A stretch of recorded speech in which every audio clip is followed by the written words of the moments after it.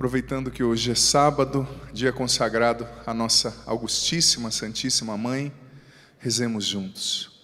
Ó minha Senhora, ó minha Mãe, eu me ofereço todo a vós, e em prova da minha devoção para convosco, eu vos consagro neste dia os meus olhos, os meus ouvidos, a minha boca e o meu coração, inteiramente todo o meu ser, porque assim sou vosso, ó incomparável Mãe, guardai-me, defendei-me, como coisa e propriedade vossa.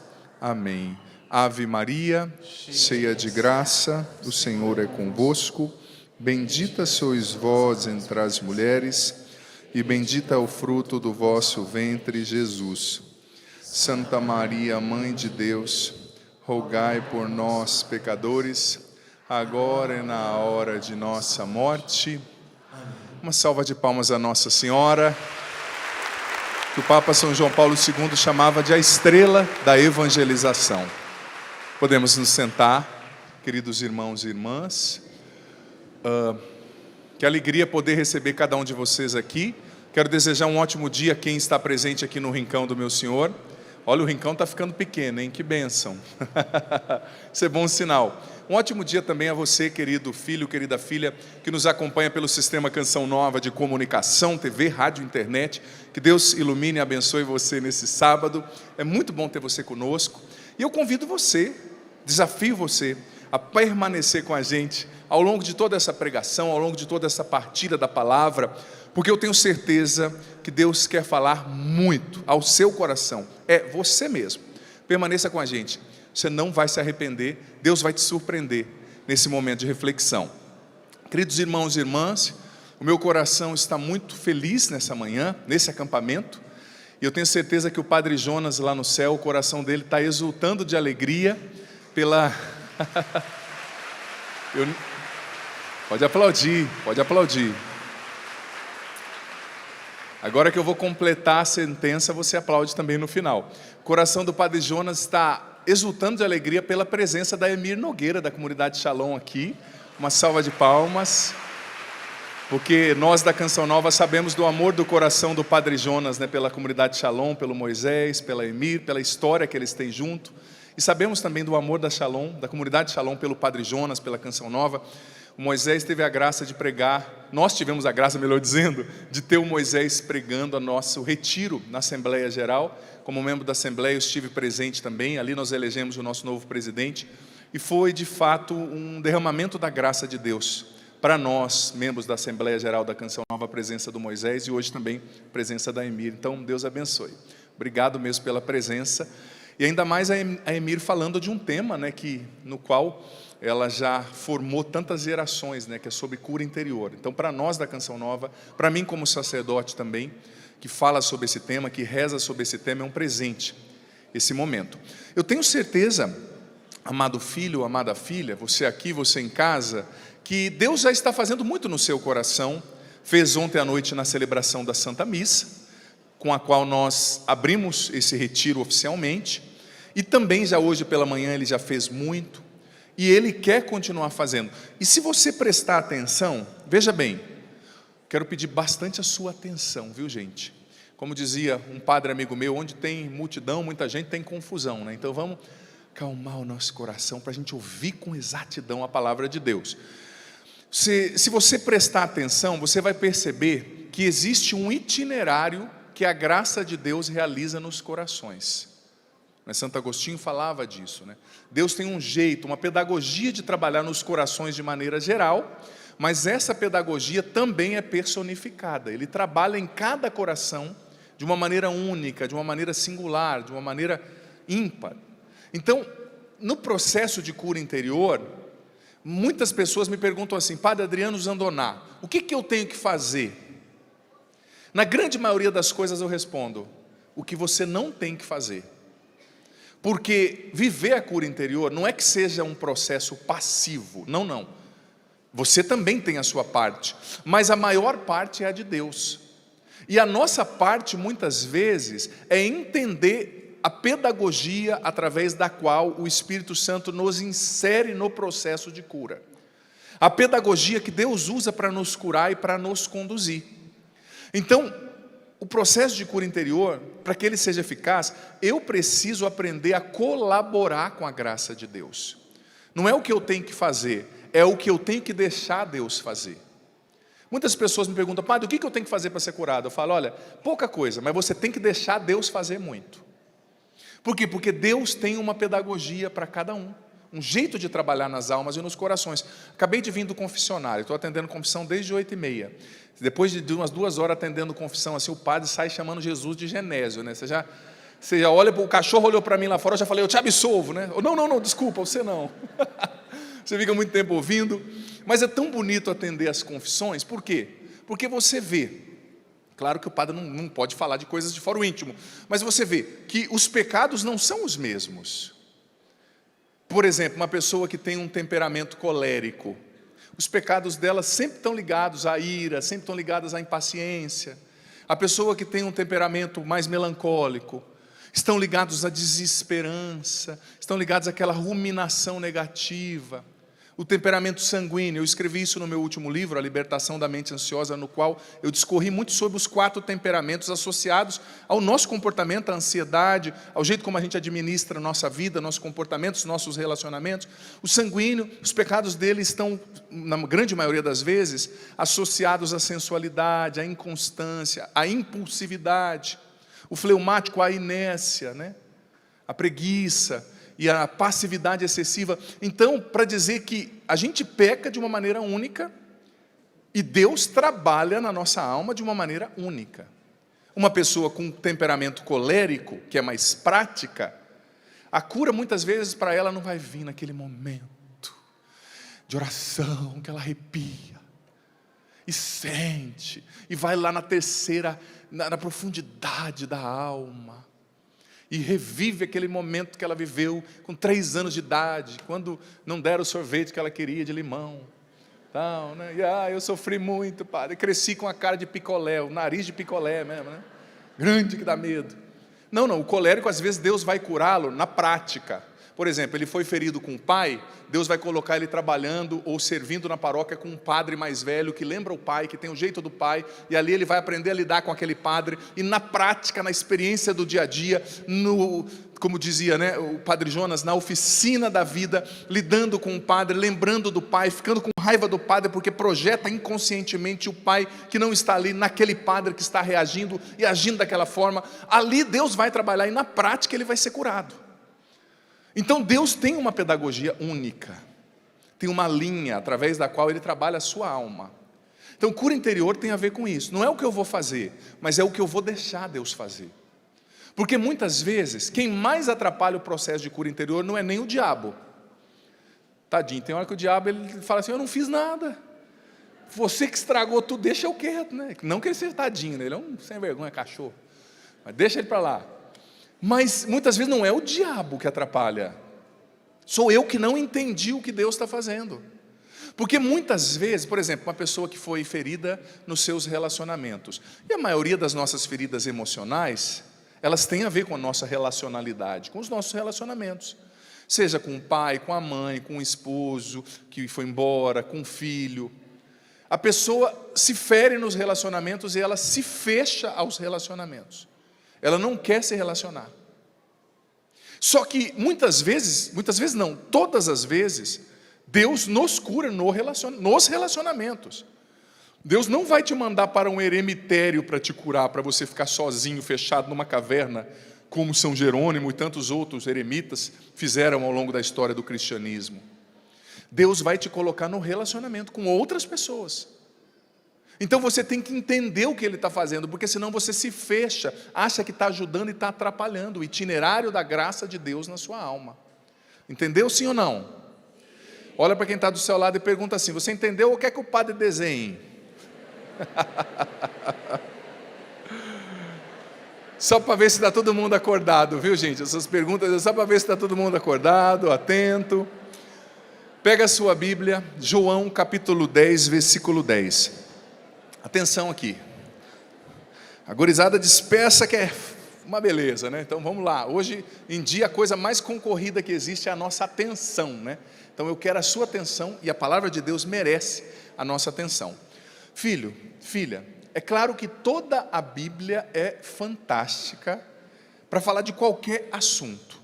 Mas eu não posso negar, nem ser demagógico ao ponto de dizer que isso não é verdade, que existem palavras que elas calam, elas encaixam tão intensamente numa temática, que parece que elas são o alicerce, o fundamento de toda aquela temática.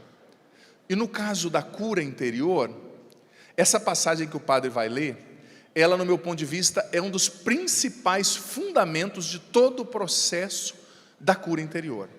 João, capítulo 10, versículo 10. É o discurso que Jesus fez sobre o bom pastor, né, o pastor, o rebanho. Esse discurso, dizia Santo Tomás de Aquino, numa parte da Suma Teológica, na segunda, e numa parte que ele vai dissecando a identidade de Jesus, né?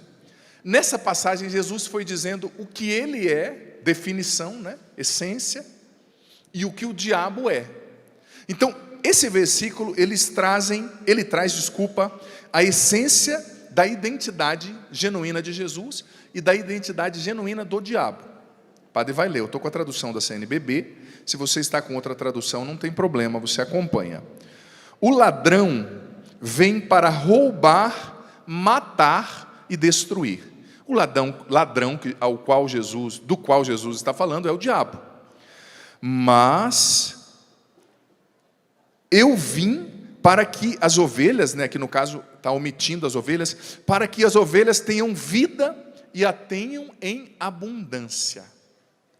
Então Jesus foi dizendo nos versículos precedentes: eu sou o bom pastor, eu dou a vida pelas minhas ovelhas, definindo a identidade dele, a essência. E nesse versículo 10 culmina o ladrão, que é o diabo, o salteador em outras traduções. Ele não é o bom pastor, ele vem para roubar, matar e destruir. Eu sou o bom pastor, eu vim para que as ovelhas tenham vida e a tenham em abundância. Eu tenho certeza, amado filho, amada filha, que você já ouviu esse versículo outras vezes. Mas isso fundamenta a cura interior, por quê? Porque Jesus está dizendo, o que o inimigo veio fazer? Roubar, matar e destruir. E para isso ele usa muito as feridas emocionais que a gente tem no coração. Aquelas 4 feridas emocionais que eu escrevi no livro Curar-se para Ser Feliz, que são as principais que o padre Rufus falava, através das quais o demônio nos amarra: inferioridade, culpa, medo e rejeição. São as 4 principais. E outras, porque essas são feridas cardiais, né? Como a virtude cardial, ela abre porta, cardo do latim, cardes quer dizer dobradiça, né? Abre portas para outras virtudes, e as feridas cardiais abrem portas para as outras feridas, outros pecados. Mas essas 4 feridas são instrumentos através dos quais o demônio nos amarra e nos faz não progredir, porque ele veio para matar, roubar e destruir. O demônio, ele não quer que você progrida em nenhuma área da sua vida, nem intelectual, nem relacional, nos seus relacionamentos, nem profissional, e sobretudo, não na área espiritual. Ele é o antiprogresso, ele é o pai do medo e da estagnação. Eu vou falar isso hoje à tarde na missa. O medo nos rouba a capacidade de reagir, de conquistar, ele vai te amarrando. E como eu disse ontem, por trás de toda ferida emocional tem uma mentira do demônio, que fundamenta essa mentira. Ontem eu falei na missa, você se recorda, você aqui, você em casa, da ferida emocional da rejeição. Por trás da ferida emocional da rejeição existe uma falácia, um sofisma, uma mentira do demônio. Qual é? Eu não sou amado, ninguém se importa comigo, a minha vida não vale a pena. É uma mentira, porque eu dizia na missa ontem e repito: se Deus se fez homem e derramou cada gota do sangue dele por amor a você, para mostrar que você é digno, para te redimir, quem é o diabo ou quem é você para falar que você não é amado? Isso é um pecado de altivez e de orgulho, quando você acredita nessa mentira. Porque se Deus se fez homem e morreu para mostrar que Ele te ama, como eu e você podemos acreditar nessa mentira? Mas ela fundamenta a ferida emocional da rejeição. Por trás de toda ferida emocional, de toda ferida espiritual na alma, existe uma mentira do diabo. Só que o contrário que a passagem trouxe é verdadeira. Eu vim para que as ovelhas tenham vida, e vida em abundância. Tem muita gente que usa esse versículo para pregar sobre teologia da prosperidade por aí, alta performance, você consegue. Só que não é bem assim. Quando Jesus disse, claro, não é que Deus não quer que a gente progrida, tá, gente? Ele quer. Mas vamos entender bem o que esse versículo quer dizer. Porque o original do grego dizia assim: vida em abundância, zoen perisson. Zoen vem da palavra zoé, porque no grego antigo com o qual a Bíblia foi escrito, existiam duas palavras para designar vida: bios, que é a primeira palavra, e a segunda era zoé. Jesus usou a palavra zoé. A palavra bios significa vida física. Daí vem a palavra biologia, não é? Estudo da vida, né, do ecossistema, bioma. Muitas palavras do português vêm do grego. Bios é a vida física, mas Jesus disse zoen perisson, é zoé. A zoé significava a vida espiritual, a vida divina. Então Jesus está dizendo, olha, eu venho para que vocês tenham a minha vida fluindo em vocês. Porque zoé, no caso de Deus falando, Ele está dizendo, eu quero que vocês tenham, eu vim, não para que vocês tenham uma vida somente com muito dinheiro. É bom sim, Santa Teresa dizia, né? Eu com Jesus sou uma benção, mas eu com Jesus e com dinheiro ninguém me segura, né?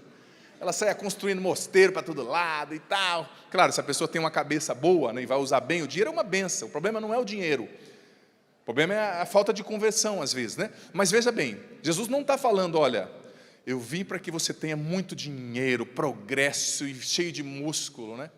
Que nem vocês aqui, olha quem está do seu lado, como é musculosa essa pessoa. Tem uns aí que o músculo único que está crescendo é o pânceps, né? Sei não, hein? Mas não é só dessa vida musculosa, física que Jesus está falando. Zoen, perisson, quer dizer, a vida divina em abundância. Santo Tomás também dizia que o prêmio que Deus dá a quem o busca não são bens, mas é Ele mesmo. Quando você se entrega a Deus, Ele não vai te dar coisas, Ele se dá a você. Ele dá a si mesmo como presente, como recompensa àqueles que o buscam. Então Jesus está dizendo, eu vim para que vocês tenham a minha vida divina fluindo em vocês. Fluindo, fluindo, fluindo. Mas veja bem, quando você já viu, por exemplo, um córrego? Aqui em Minas Gerais, que está pertinho, não é córrego, é córrego, né? Quem aqui já viu um córrego? Levanta a mão.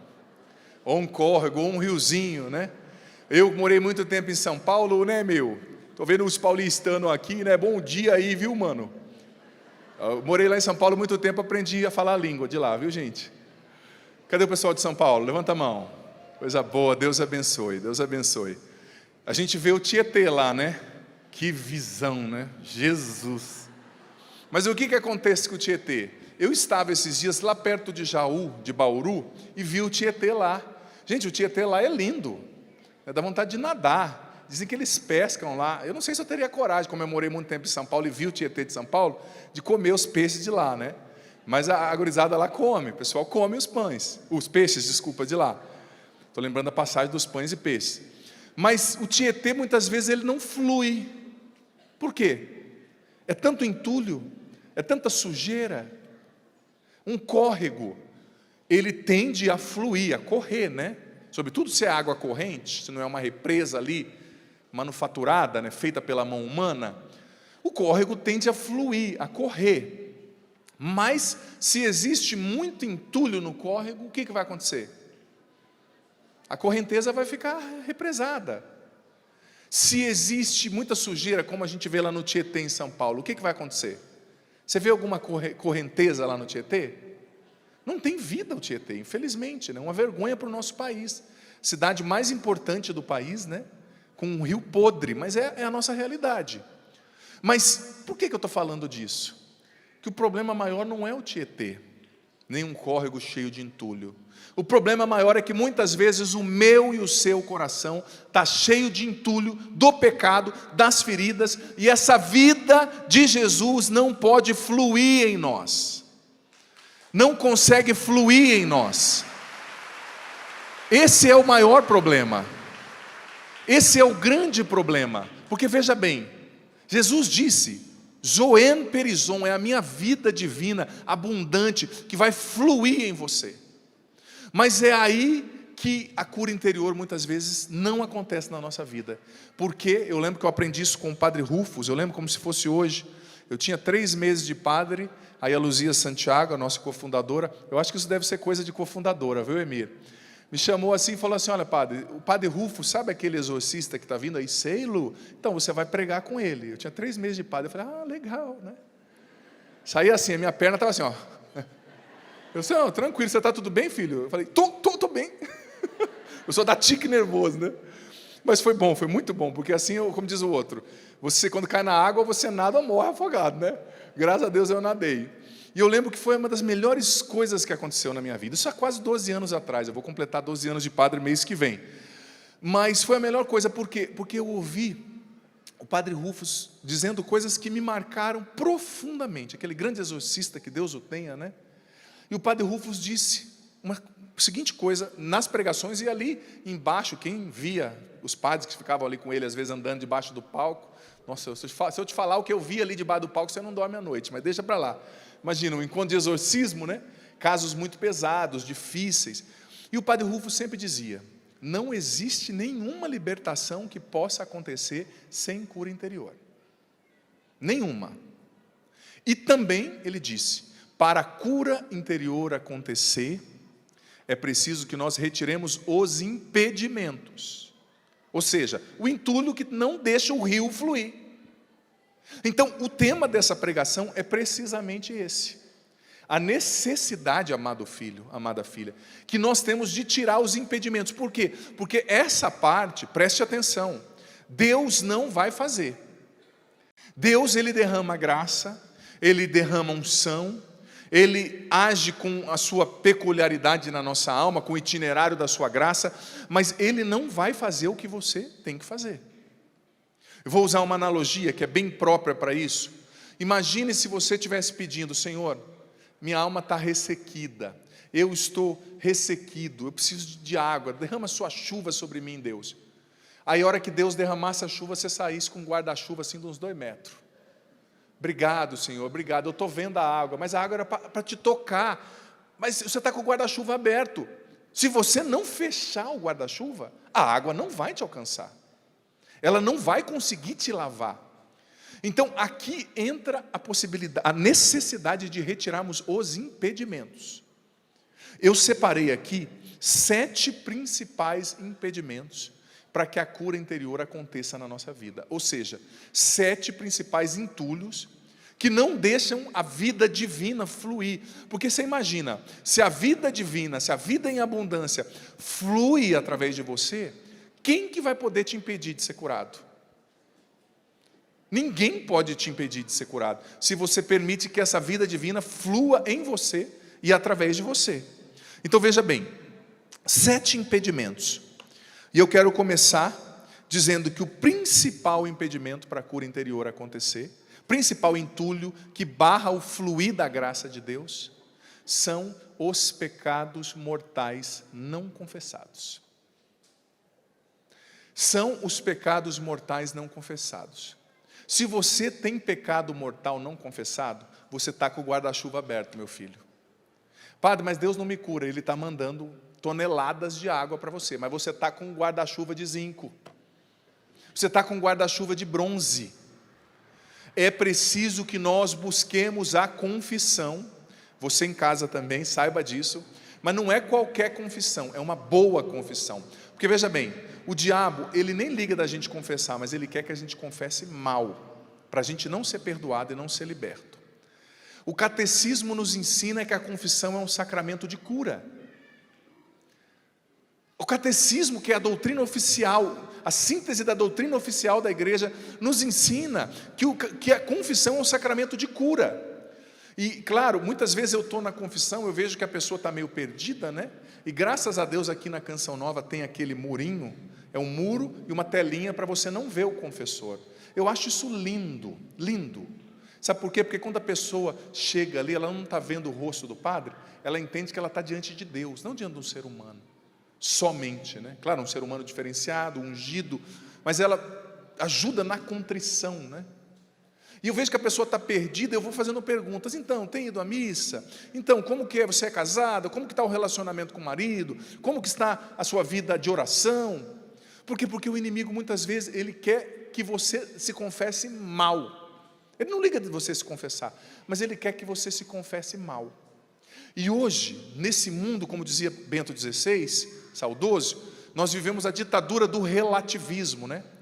E as pessoas chegam na confissão e dizem assim: olha, padre, eu fico doido, gente. Tem hora que dá vontade de dar uma bênção assim fechada, com a mão assim fechada, bem no meio da testa.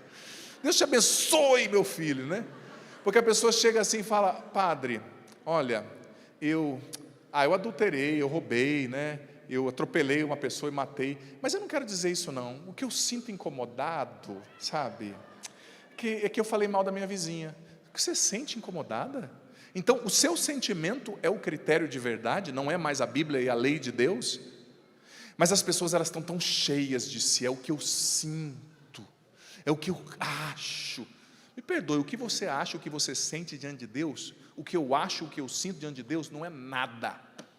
Não é nada. Mas é o que eu sinto, sabe, padre, eu matei sim, que tem um amarrado para amanhã, mas isso não incomoda. Incomoda que eu roubei a xícara de café da minha avó, né? Com o símbolo do Corinthians ainda, vai trazer contaminação, hein? Brincadeira, os corintianos não joguem pedras, brincadeira, brincadeira. Mas, é que eu não sinto, não é o que você sente, é o que está na lei de Deus, são os mandamentos que tem que ser o critério para a sua confissão. Tem que ser uma confissão bem feita, uma confissão com contrição. Padre, é que eu cometi pecado há 20 anos atrás, hoje eu me converti, mas você já confessou? Não. Então, a corrente que te liga com o diabo ainda está agindo, ainda está funcionando, e você está amarrado a ele, porque você ainda não confessou. Faça um bom exame de consciência e uma boa confissão. Uma boa confissão. Eu vou confessar só se for na Canção Nova. Talvez não dá para você confessar aqui, porque muitas pessoas. Mas não importa o padre com quem você se confesse. O que importa é você receber a absolvição. E ter perdoados os seus pecados. E veja bem, confissão, gente, não é terapia. Não é para você contar a história. Conta só o seu pecado, recebe a absolvição, ponto. Aí, se você quiser conversar com o padre, você marca um outro dia com ele, uma direção espiritual. Confissão não é direção espiritual. Padre, eu não posso me confessar. Vamos supor que você esteja dizendo, por causa de uma condição que eu vivo como segunda união. Você está privado de um sacramento, mas mesmo assim tem lugar para você na igreja. Você é convidado a pedir a Deus a graça de ter a contrição perfeita. Pedir perdão ao Senhor, chorar esses pecados, se arrepender, clamar a misericórdia de Deus. Claro, não é um sacramento isso, não é como um sacramento, óbvio, mas é a contrição do seu coração, porque a sua situação te impede por algum motivo que eu desconheço. Esse arrependimento, mas se você pode confessar, tem que confessar. Gente, o padre Rufus me contou naquele retiro, e hoje com quase 12 anos de padre, eu também pude ter a minha própria experiência, né? Como que eu vejo Deus libertando pessoas através da confissão? É libertador. Padre, eu não gosto de ficar contando meu pecado para um outro homem. Sabe o nome disso? Orgulho. Outro pecado para você confessar. Não tem nada a ver com você ser muito inteligente, muito espiritual. É orgulho da sua parte. Padre, eu confesso direto com Deus. Então por que Jesus disse para os apóstolos em João 20, 23, de quem vocês perdoarem os pecados serão perdoados, de quem vocês não perdoarem não serão perdoados? Jesus deu aos apóstolos essa autoridade, e a nós, os bispos sucessores dos apóstolos, e nós, padres, colaboradores diretos dos bispos. Então, o primeiro impedimento a ser retirado, a falta de confissão dos pecados mortais.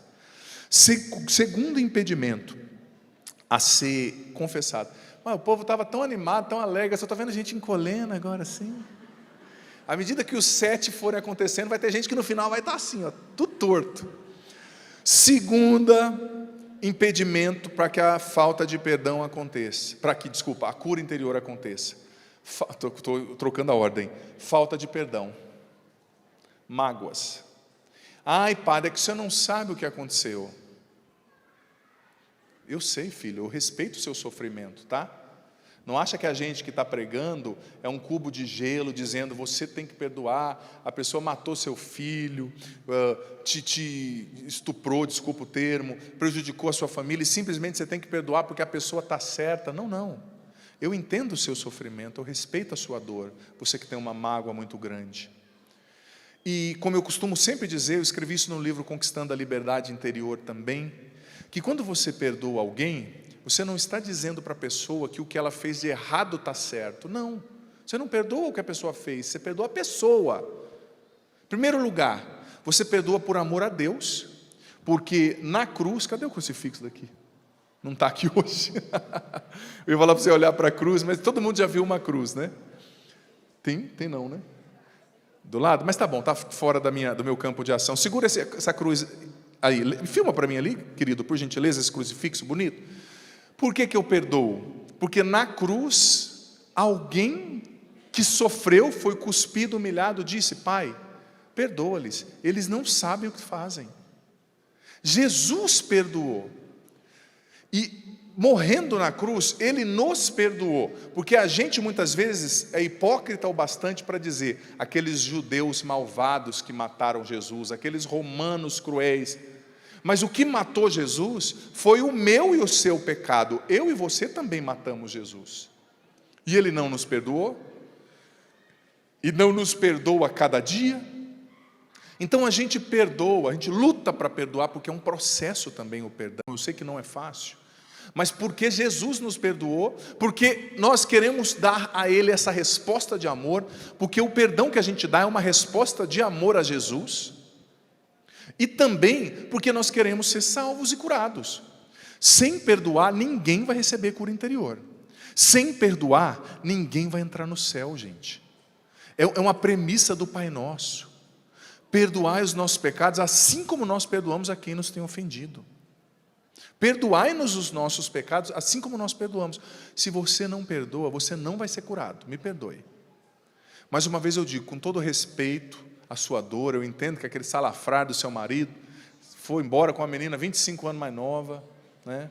Saiu falando mal de você, te traiu 14 vezes, né? Aquele seu chefe mala, aquela sua sogra difícil, seu cunhado mala que chega na sua casa na hora do almoço do domingo sem ser convidado, ainda leva a tapué com a comida e não devolve a tapué. Eu sei, essas coisas acontecem em toda a família, né? Mas filho, se você quer ser curado, não tem negócio, não tem outro caminho. Você tem que trabalhar o perdão. Por mais que hoje aqui e hoje em casa, com seu coração sangrando, você diga: Senhor, o Senhor sabe que eu não gostaria de perdoar, porque ainda dói muito, mas eu quero, e eu disponho o meu coração para o Senhor, me ajuda a perdoar. Se você faz isso, sabe, a graça de Deus começa a operar em você. Então, sem tirar as mágoas, a cura interior não nos alcança. É um obstáculo que não deixa a vida divina fluir, gente, a vida em abundância. Terceiro obstáculo, só vai apertando mais o funil, hein? Segura aí. Falta de oração e de vida sacramental. Quem não reza e não tem vida sacramental não vai ter cura interior e não vai ter libertação. Ou você acha que é uma mágica, né? Você vem aqui, aí chega um padre falando grosso, põe a mão na sua cabeça no final da missa, tira todos os diabinhos, um por um, eles saem em fila indiana assim atrás, e você sai novo, e nunca mais reza, e nunca mais volta, e daqui 2 anos volta aqui de novo para ser liberto de novo. Não é assim. A cura interior, nós que pregamos, eu, a Emira, a Djanira, a Salete, que pregamos, que rezamos, os músicos, a nossa parte para te ajudar, ela é mínima. Nós somos os facilitadores. É você quem vai dar os passos maiores. A cura interior é um processo. Você tem que ter vida sacramental, comunhão no mínimo dominical, mas se possível mais vezes na semana, se possível comunhão diária. É uma bênção, gente, a comunhão diária. Nada é melhor para a nossa vida espiritual nessa terra do que a comunhão diária. Me perdoe, é Deus entrando em você todos os dias, se misturando com você, com o seu sistema linfático, nervoso, venoso, com as vias aéreas, com tudo que compõe o sistema límbico do seu corpo. Deus permeia tudo isso, se mistura com tudo isso na confissão, na comunhão, desculpa. Então é preciso viver uma vida sacramental, comungando, confessando. Nós na Canção Nova confessamos mensalmente. E eu vou ser sincero, eu acho que eu vou ter que diminuir o espaço, porque Jesus. João Paulo II, que é santo, confessava toda semana. Ai, padre, mas vocês são padres, vocês são de Deus. Quanto mais perto da luz você está, mais você vê a sujeira que está dentro de você, que está na sua roupa, que está perto de você, que está na sua mão, né? Então, confessar, comungar, honrar o batismo, vida sacramental é viver os compromissos do batismo, é viver os compromissos do sacramento do matrimônio que você contraiu com a sua esposa, sendo fiel com seu esposo. É, no meu caso, viver os compromissos do sacramento da ordem, é ter vida de oração, o terço todo dia, se possível o rosário. Ai, padre, eu só vou rezar. Para de ser dramático, o dia tem 24 horas, um terço é 22 minutos. Você vai morrer se rezar um terço todo dia? Agora, as 5 horas que você fica no WhatsApp aí, né, fica nos outros aplicativos, vendo o que não deve, é questão de prioridade. Então, é preciso tirar a falta de oração de vida sacramental, que é um obstáculo. Quarto obstáculo, eu acho que isso justamente. Quarto ou quinto? Estou confuso agora. Gostei de ver, hein? Todo mundo atento. Quarto obstáculo, a falta de consciência de si e das próprias feridas. Falta de consciência de si e das próprias feridas. Veja bem, se você desconhece que você tem uma determinada enfermidade, vamos supor que você tenha uma determinada enfermidade associada à degeneração dos glóbulos brancos ou à degeneração do seu cérebro. Você tem uma doença degenerativa que você poderia tratar e ter uma sobrevida muito boa tomando aquela determinada medicação. Mas você encana que você está com hérnia de disco. Mas o problema é no cérebro, degenerativo. E você começa a tomar medicação para hérnia de disco. O que vai acontecer com você? Nada. O pior, você pode ferir o seu fígado, o seu estômago, por essa medicação excessiva, que não vai ter efeito nenhum, porque o seu problema não é na coluna, é na cabeça.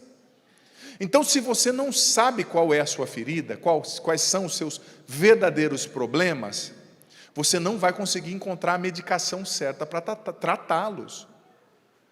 Então, aqui eu tenho uma palestra que eu faço chamada autodiagnóstico, não vai caber nesse acampamento por causa do tempo, mas ela é bem interessante. Esse autodiagnóstico é bem interessante, autodiagnóstico emocional e espiritual, eu digo, né? Para você perceber quais são as suas feridas, quais são as suas principais feridas. Padre, é a rejeição porque eu fui um filho que não fui amado, minha mãe não me aceitou. Ou padre, é o sentimento de culpa que eu trago, o demônio me amarra com a culpa. Padre, é um medo que eu sinto de tudo, que gera pânico, que gera ansiedade. Padre, é a inferioridade, que eu me sinto profundamente inferior, eu sempre vejo as pessoas como maiores do que eu não consigo caminhar. Você precisa, essa falta de consciência de si e das próprias feridas é um impedimento para a cura interior. Porque às vezes Deus está vindo até você, amado filho, amada filha, com a medicação para que você trate o problema que você tem. Voltando de novo à analogia, o problema degenerativo no cérebro, na cabeça. Mas você insiste em tomar remédio para hérnia de disco. Então, essa autoconsciência, você ajuda Deus a te ajudar. Quinto obstáculo, quinto entulho que não deixa a vida de Deus fluir em nós. Isso aqui é muito importante. A mentalidade mundana, a falta de uma sincera conversão, a falta de uma busca de santidade, o não levar Deus a sério, sabe? A vivência de valores contrários ao Evangelho. Outra coisa que eu aprendi com o Padre Rufus, que eu nunca mais me esqueci, não existe cura sem conversão. Como é que você vai pedir a Deus a cura, se você não está andando com Ele, se você não está pensando com Ele, como Ele, se você não está deixando conduzir você? Então, a mentalidade mundana, ela é um obstáculo para a cura acontecer. Por quê? Porque apesar de eu vestir uma roupa religiosa, eu estou vestindo uma roupa religiosa, o meu clésima romano, a roupa de padre, mas é bonito isso, claro, é um sinal, mas eu não posso só vestir, dizia a mãe de Dom Bosco, né, que o que faz o monge não é o hábito, é a virtude, né? Não adianta eu usar uma roupa cristã externa e ter uma mentalidade pagã. Quanta gente na igreja, me perdoe, com as roupas brancas de batizado, mas com a alma suja pelo pecado, pela mentalidade do mundo, pelas ideologias desse mundo, contrárias ao Evangelho, porque, me perdoe, não lê a Bíblia, mas sabe a novela de cor, não lê a Bíblia, mas já esgotou as séries do Netflix, não lê a Bíblia, mas vê 15 podcasts por dia, e depois vai dormir e fala: padre, eu não sei porque eu fico ansioso. Não sei, outra pessoa que dá vontade de dar uma benção com a mão fechada, bem no nariz, né? Aí a pessoa já repousa no espírito, né? Não é no espírito, não, é na carne mesmo, né? Essa mentalidade mundana, esse pensar, porque imagina, você está pedindo para Deus te curar, mas você está pensando do jeito do diabo. Desculpa a sinceridade. Como é que Deus vai ter espaço para trabalhar?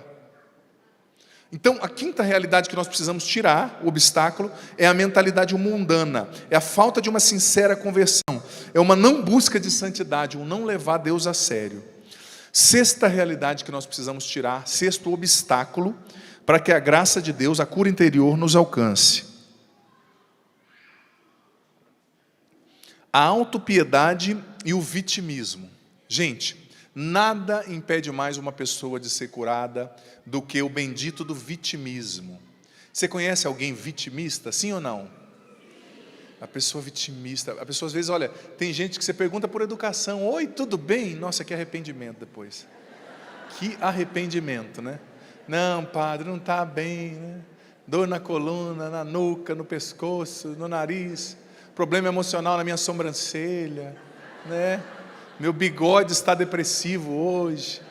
E assim vai, a pessoa, sabe, presa, sou uma vítima, todo mundo me feriu, padre. Esse dia uma pessoa me falou, né? Padre, todo mundo fica me olhando e lembrando o que eu fiz. Eu só falei para ela, falei: minha filha, depois que inventaram o celular e o WhatsApp, as pessoas não lembram de coisa que aconteceu meia hora atrás, porque está todo mundo ocupado, recebendo vídeo sem graça, né? E é o tio que mandou, tem que ir fazer bom dia, tio, né? Tal. Sabe, as pessoas têm mais o que fazer do que ficar olhando para você, o centro do universo, né? Todo mundo está me olhando: nossa, você é muito importante, né? Se fosse mais bonito, brincadeira. Às vezes você tem que dar um choque, né? Uma cutucada na pessoa para a pessoa acordar, né? Então, se você fosse mais bonito, filho, opa, você está falando isso, eu estou falando para você acordar infeliz, né? Todo mundo me critica, as pessoas têm mais o que fazer, todo mundo me vê, as pessoas não te veem não, tá? Você tem que assumir a sua vida e entender: eu não sou uma vítima. Você não é uma vítima. Ai, padre, eu fui isso, eu fui aquilo, fizeram isso comigo. Gente, você não tem noção do que um padre ouve. Eu tenho certeza que, com todo respeito aos seus sofrimentos, tem gente que sofreu muito mais que você. Quando eu lancei o livro Curar-se para Ser Feliz, no Osana Brasil de 2014, se eu não me engano, eu trouxe aqui o Carlos de Santos, um grande amigo, que o pai dele matou a mãe na frente dele e do irmão quando ele era criança. É a história dele. E o que você acha? Que ele se tornou um traficante? Não, um homem de Deus, um profissional bem sucedido numa grande multinacional em Santos, pregando, veio comigo dar o testemunho aqui, um homem inteligente, cheio do Espírito Santo. A história dele o definiu. Comparado a muitos dos nossos sofrimentos, ele sim teria desculpa para se sentir uma vítima. Teria, humanamente falando, né? Que ninguém tem. Mas ele deu a volta por cima. Então, você não é vítima, eu não sou vítima.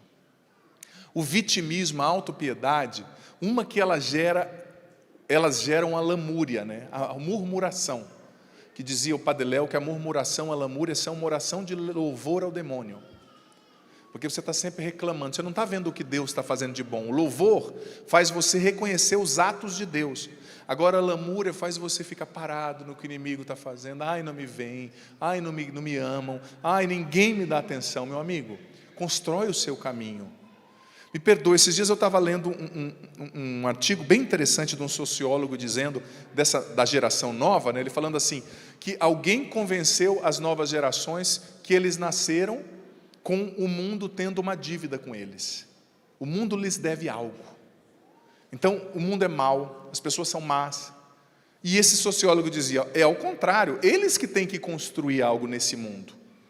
Eles que devem algo para essa vida, porque eles ganharam a vida de presente de Deus. E como dizia Dom Bosco, a minha vida é um presente de Deus, o que eu faço com ela é o presente que eu dou a Deus, né? Então você não é vítima. Esse vitimismo não deixa a cura interior acontecer em você, porque cura interior exige, virtude da temperança, virtude cardeal da temperança, eu tomar posse da minha vida, eu catar o touro pelo chifre, eu fazer a minha parte. E o sétimo e último obstáculo pode parecer até engraçado, paradoxal, mas é o orgulho e o apego às feridas abertas. Infelizmente, tem muita gente que se apegou às feridas. É o jeito dela viver, é a maneira das pessoas lhe darem atenção. O rejeitado, aquele lá foi o que foi abusado, vamos cuidar dele. Não, aquela lá é aquela que não tem pai, sabe? Às vezes a gente se apega às feridas abertas por um orgulho vão. A gente se apega àquela condição. E como eu dizia ontem na missa, repito, o diabo sabe o seu nome e te chama pelo seu pecado. Deus sabe o seu pecado e te chama pelo seu nome. Sabe? O inimigo quer que você seja chamado de o rejeitado, o drogado, a prostituída, o abandonado. Deus quer que você seja chamado pelo seu nome, nome que Ele te deu, que em primeiro lugar é filho, filha, e depois o seu nome de batismo. Então, a gente às vezes se apega às feridas. Por quê? Porque a gente foi criado de um jeito ferido, e a ferida é o único jeito através do qual a gente se relaciona com a realidade e com as pessoas. A gente só sabe se relacionar desse jeito. Você cresceu sendo o feridão, a feridona. Mas é hora de se libertar disso. E dói, cura interior dói. Dói fisicamente. Dói fisicamente. Sabe? Mas é um processo que a gente precisa enfrentar. Com Deus. E mais uma vez eu digo, coloca a gente numa zona de conforto, sabe? Quando as pessoas nos olham como incapazes. Mas você não é incapaz. Você é um vencedor em nome de Jesus Cristo. Eu estou olhando aqui para vencedores e vencedoras, e não para vítimas, não para covardados pela vida, não para pessoas que desistiram de lutar. Eu estou olhando para vencedor e vencedora. Como é que é o seu nome de batismo? Diga para o padre bem alto. Pode ser mais alto que eu não entendi. Esse nome aí é o nome de um vencedor. É o nome de um filho amado de Deus, é o nome de uma filha amada. Olha, você não pode impedir as pessoas de fazerem coisas ruins com você, mas você pode escolher a maneira que você reage. E você vai reagir como um vencedor em nome de Jesus Cristo, porque é isso que você é. É isso que a cruz conquistou, a ressurreição, o mistério pascal conquistou para nós. Amém?